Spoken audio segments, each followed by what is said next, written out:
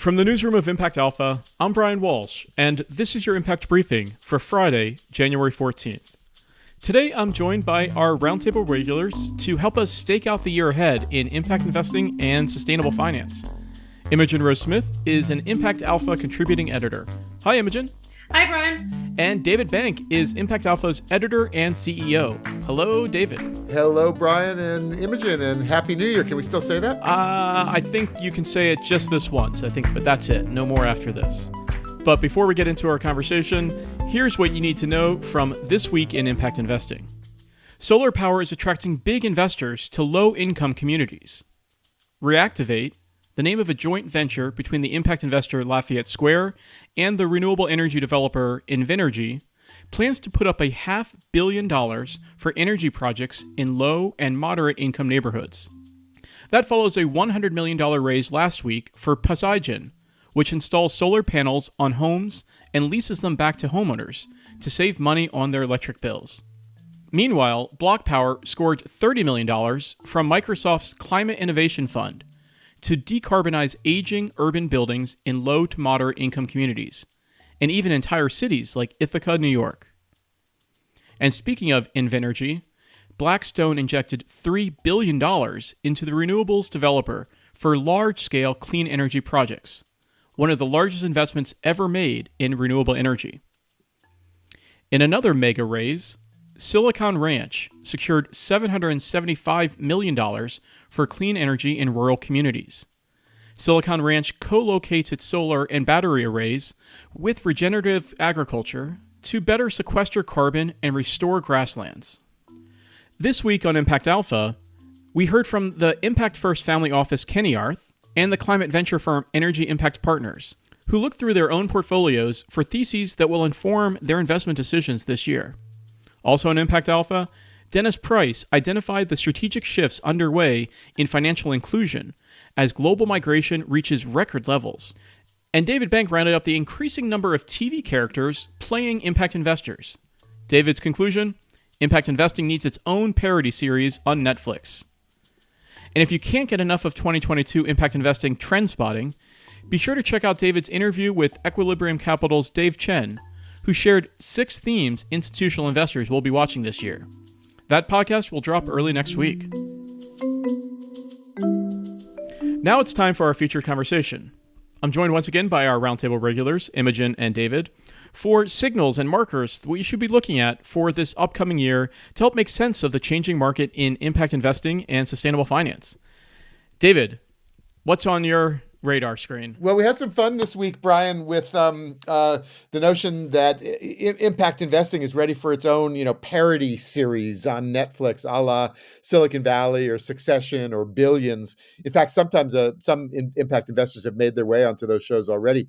But there's kind of a sense that there's now become enough of an industry that it's worth poking fun at, and there's certainly quite enough to poke fun at, both balloons to be punctured and characters to be skewered. So we're taking pilot and script treatments for the parody series. So satire is often a tool to help us arrive at a greater truth. So Imogen, what's a greater truth that you see on the horizon for impact investing? I feel like the impact investment community already has its own satire. It's called The Key Man, right? Which was the book that was published last year around Abraj and the whole dysfunction that was that fund's meltdown. One of the things that book really lampoons is this sort of philanthrocapitalism and the idea of sort of the great and the good puffing themselves up and thinking that they're wonderful and patting themselves on the back at Davos and, while the world burns, right? And I think that inherent hypocrisy that, like it or not, does lie at the heart of, in particular, impact investing, and on the ESG side, frankly, as well, with sort of public pension plans doing exactly the same thing, patting themselves on the back while they go and invest in like oil pipelines, by way of example, is, when we talk about what to look for, I think that untying that knot and, figuring out sort of what is the hypocrisy and what is the bullshit, versus like what is effective and what is intentional and what can we really do to sort of correct the course that we globally are on. I think that's sort of amongst the major things that we need to look for and be addressing in 2022. Can I jump in on a barrage? Because we've looked at that for a long time. And I will say, in all full, disclosure and mea culpa, that we were taken in as well early on by the grandiose rhetoric of Arif Naqvi, the brash, high-flying founder of a barrage, which I think soared up to, 14 or $15 billion in assets before coming down in a spectacular crash of fraud and misappropriation of funds. But I will say that the failure of a barrage was not the failure of the impact strategy that they had. The failure was good old-fashioned, sticky fingers in the till. So it's being used, and I love the book, and I think Simon and Will did a great job, teasing out the narrative, which was a spectacular story and worthy of cinematic treatment, as you say. But I don't think it totally negates the impact thesis. And one of the things that's a neat plot twist on a barrage is that the fund, that the health fund, the Global Health Fund, that was the source of the original misappropriation and the undoing, has gone to TPG Rise in the restructuring, which itself lost its CEO to a scandal, which you've written about in several columns, Imogen. Bill McGlashan went to prison, pleading guilty to a charge related to the Varsity Blues college admission scandal. So you had the fund from one fund get transferred to another fund, which had its own sort of parody-worthy plotline. I disagree with you that I agree with you. I mean, some of the fundamental problems with the barrage had to do with what appears to be, allegedly fraudulent actions on the behalf of RF. From what I've read and what I understand, he was sort of taking money out of the funds for personal use from very early on, and there were a series of red flags from an operational standpoint that, frankly, investors should have done better due diligence on.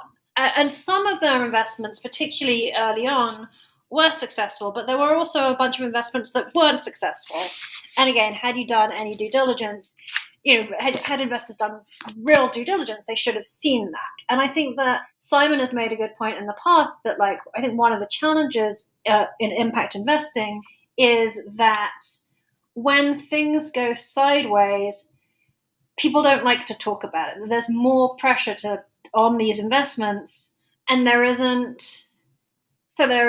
more anxiety when they go wrong. And I think, again, we need more honesty and more transparency around the challenges of investing, in particular, in the global south, in more challenging deals, and what can be done, when things don't go right. And it's hard because, again, when you're investing, particularly when you're talking about investing with, people who don't have a lot of money, how easily that can tip over to being exploitative, and what do you do to prevent that, and how do you ensure that you act with integrity whilst also getting the returns that your investors require. It's a very difficult place to be in. I think we don't talk about that enough. I completely agree that there's a danger in, shall we say, breathing your own exhaust on this stuff, and that one of the cautionary tales was how easily swayed global investors were, and very sophisticated ones, as you said. I mean, Bill Gates and many global development banks and others that should know better. When they heard what they want to hear, they opened up their checkbooks in a huge way without adequate due diligence, as you said. So at the level of gullibility and being played, I think there's obviously a huge lesson there. All I was just trying to rescue was the impact thesis out of it. I think that's a good transition point to one of the themes that I think is going to be resonant in 2022 and beyond as the impact and sustainable investing markets mature is the rise of regulations, right? So that's going from a self-regulated market where anybody could put the impact investing label on themselves if they wanted to. And, in early days that was seen as a risk, if you will. And I think in more recent years, it was used as a marketing opportunity. And I think now more regulators are looking at this more seriously and saying that perhaps self-regulation of the market it hasn't been as successful so far, and that it's time for government regulations to step in. And I think you're seeing that first and foremost in the EU with the passage and now the adoption of the SFDR new regulations, that if you are marketing yourself as a sustainable fund, that you are actually living up to certain demonstrable requirements of that. And I think that the UK government and the US government and some other governments around the world are looking at that type of regulation very closely into seeing how it might impact how people market their funds. And so you can't just say that you're an impact investor and get a pass, but now you have to actually demonstrate it in different ways. That's actually a marker in its own way of the arrival, because the reason why it's being regulated now is because so much capital is flowing into these kind of ESG funds, and because there's kind of a halo effect over the sustainability businesses and the low carbon transition businesses and the batteries and the EVs and everything. And so now that it's attractive, everybody's piling into it. Obviously, the regulators, trying to get their claws in as well and make sure everything's kosher. But it's a function. The regulation itself is a function of the expansion and the growth. So I have mixed views on the regulation, sort of particularly when it comes to the E in ESG, which is where you're really seeing a lot of the focus right now. On the one hand, sort of regulation is desperately needed, and there is a lot of sort of greenwashing and product pushing.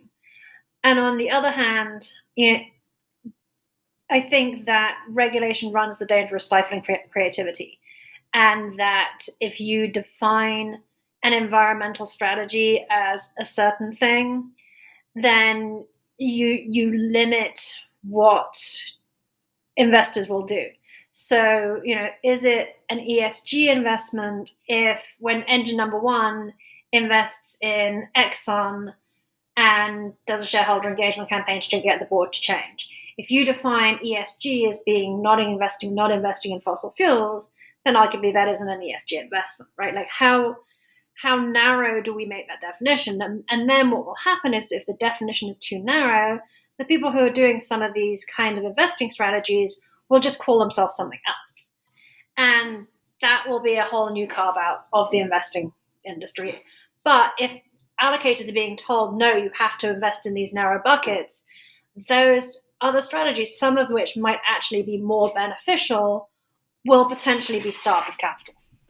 And so the slowly but surely, the wheels will turn towards an orientation of motivating more capital to go into the investments that are genuinely impactful. But you're saying, Imogen, that there's still some... They're not necessarily genuinely impactful, right? That if the standardization and commoditization of ESG, particularly when it's run by, the largest institutional investors, cough, BlackRock, cough, is not necessarily going to result in the greatest or most innovative outcomes. The danger of a regulatory environment that is sort of comfortable to the asset management industry is that you end up standardizing, and you take away the innovation, and you take away potentially the alpha as well. But I think, Imogen, this is like the growing pains in any industry as it goes from niche to mainstream, is that there are growing pains. And when you getting to the scale that impact investing and sustainable finance have gotten to, necessitates that some of the more bespoke artisanal approaches don't work at the scale of a BlackRock, if you will. And so I think that how does this industry grow up and mature in a way that still allows for those who are deep into impact investing, who want to, who are focusing on the hardest to reach enterprises globally to get and drive resources towards to serve the most difficult markets there are in a world that is, the McDonaldization of impact at a big scale. Yeah, but I don't think that's really the issue. I think that's always been an issue for impact, and I think that question of scalability, like the issue that impact investing had is, yes, you do these bespoke tiny things that again make your philanthropist feel good, but it doesn't actually scale to any meaningful outcome, right? So the advent of institutional capital and more capital coming in is meant to have a transformative effect that like we can actually achieve the sustainable development goals. We can actually, transition to a clean energy economy. That requires capital, that requires scale. What is of concern is that what becomes acceptable as ESG investing is not actually transformational. It's just business as usual, dressed up as something else. And I think that it is understandably hard for the BlackRocks and the Brookfields and the Blackstones of this world, even the TPGs of this world, to truly, pivot to something that is more transformative, more sustainable, and really achieves, the change we want to see in the world. And what I'm saying is the danger is that regulation standardizes what the asset management community and commoditizes what the asset management community is doing, rather than opening up space to push for greater change and greater innovation. And you're right, that is the natural process of things. But I think the problem here is that this shouldn't be business as usual. And it's that's the issue, because not being business as usual requires people to give something up and change the way they do things. And people don't generally like to do that. I mean, David, you've often said that, the early days of impact investing, people were concerned about making sure that they optimized for financial return alongside social and or environmental impact, and that the danger might be that we're too successful at optimizing for financial returns, but we're not actually having the broader systemic level impact in the world that we think is urgently needed. And so how do you square that tension of, impact investing might be a good investing strategy, but it might not be achieving the impact outcomes that what were the initial drive for it? Well, we've had a conversation on this very podcast, I think, which was titled something like, "If ESG investing is so great, why is the world still going to hell?"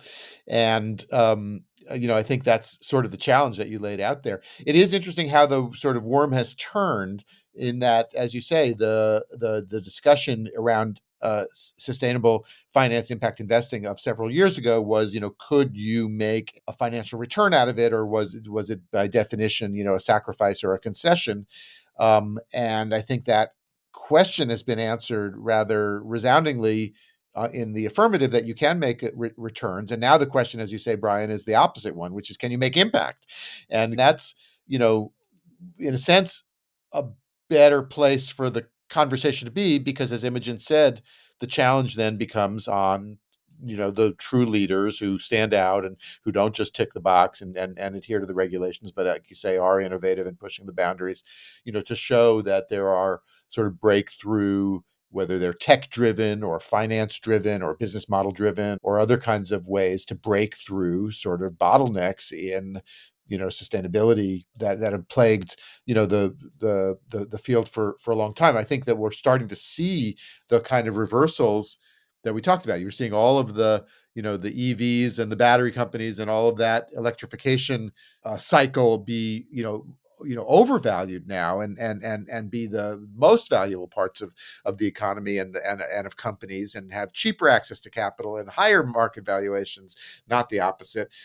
We just noticed, Imogen, in the context of working on your column the other day, looking at the TPG Rise S1 for their initial public offering, they're claiming that their impact strategies actually outperformed any of their other strategies. Again, you can parse exactly what's included in all that, but there's sort of a notion that the impact and certainly the climate and low carbon party is on. And I think that this year the onus really is, so what? And we were talking before we started recording the podcast today about the recent very popular Netflix movie Don't Look Up, which was seen to be an allegory or a satire about potential climate change. But the plot of the movie is that scientists discover a comet and that it's hurtling towards Earth, and we have 6 months to try to take action. And one point that I think it might be a parallel here is that there is a government plan to take action and tackle this comet, but then some very wealthy Silicon Valley type people realized that there would be very good minerals on that comet, and it'd be a shame to just blow it out of the earth, and we'd want to essentially do some asteroid mining of the comet. And I wonder if that's the same thing, the same parallel here with impact investing, is that people initially we have a plan to save the world, and impact investing is one of the tools we're going to be using to save the world. But then other people then realized, wait a minute, there's money to be made in impact investing, and so let's take over this project and make as much money while we can. Meanwhile, the comet is still hurtling towards us unabated. Well, so it does there. Ruined the movie for all three people here listening who have not yet streamed it. Who have not streamed it on Netflix. But I was going to say it also does bear out one of the themes that Imogen is calling out in her column, which is the comeuppance of tech. Long an ESG darling, but now in the ESG crosshairs, and how that plays out. And as you said, there is a kind of nice villain in that movie that's the quintessential tech billionaire mogul. Well, and to your question of sort of what signposts and markers to look for in 2022 and beyond, I do think that sort of tech, communications, and media sector poses a series of challenges that the impact and ESG communities have been not really looked at in any depth or dealt with successfully. And I think that there's going to be likely a series of reckonings which will force or should force investors to raise more questions and think more deeply about our relationship with, the Facebook/Metas of this world. And again, we're going into an election cycle. That's going to be even more important. It maybe is so obvious that it doesn't bear repeating, but we are in an election year. There's more at stake than just the usual midterms in the sense of a real challenge to democracy, not only in this country, but around the world. And that may not generally be considered an impact investing idea, but I think one of the things that we're going to see this year is that investors and others start to recognize that the sort of health of our civic space is indeed an investment consideration, a systemic risk, and that there's going to be a sorting out in the same way that the tech impact that society is going to sort out. There's going to be a sorting out of what the corporate role is, of what the finance role is, of in a sense of choosing sides and taking a stand and standing up and stepping up for democracy itself. And part of that, I think, could be hastened by a kind of sense that there can be a better way and a way forward that we could get rolling and get behind and ride as long as we can, keep the wheels on the bus while we do it. So I think democracy and a sort of what we're calling a multi-movement engine for change is really going to be actually an investment consideration this year as well. But I think that raises, some pretty interesting and also scary questions around, what happens to democracy when the forces that are holding it up are, the wealthy billionaires, right? I mean, Peter Thiel has been out there pretty much openly advocating for fascism these days. Like, what is the counterforce to that? And going back to your satire question, is the counterforce billionaires? Because that's scary, right? If that's what it takes, that's not a comfortable position to be in. I've argued that what it really takes is a super majoritarian agenda that can get overcome all of these hurdles to majority rule that we have, at least in this country, and attain the 65% popularity that will just roll over those kind of obstacles. Billionaires, some good thinking billionaires might help back all that, but they're not going to get us there. It's going to really need an agenda that people actually think is going to. But my point is you have a bunch of bad thinking billionaires who seem quite happy to drive the bus in the opposite direction and off the cliff. So what is the counterpoint to that? I never said it was going to be easy. But I think the answer that you both are saying, a synthesis here, is that the billionaires won't save us. Some of them, in fact, might destroy us. But the way to counter them is with mass mobilization and a mass movement. I guess this speaks to the question of, is impact investing a mass movement, or is impact investing a movement for the elite? And I think that, again, when you look at trends to watch, how, like, one of the tensions in impact is precisely that, and we're starting to see that play out in various different ways. Well, and we'll continue to see that play out over the course of this year, but now we're armed with a few signposts to be on the lookout for. So my thanks to both of you. Thank you, David Bank. Thank you, Brian Walsh. And thank you, Imogen Rose Smith. Thank you both. That's going to do it for your Impact Briefing this week. More all day, every day at impactalpha.com. Subscribe to get full access to the site and the daily brief. Podcast listeners get $100 off their first year subscription. Go to impactalpha.com/subscribe and use the code BRIEFING100. Thank you for listening, and thanks as always to our producer, Isaac Silk. I'm Brian Walsh, Head of Sustainability for the capital markets firm TP ICAP. Until next time, take good care.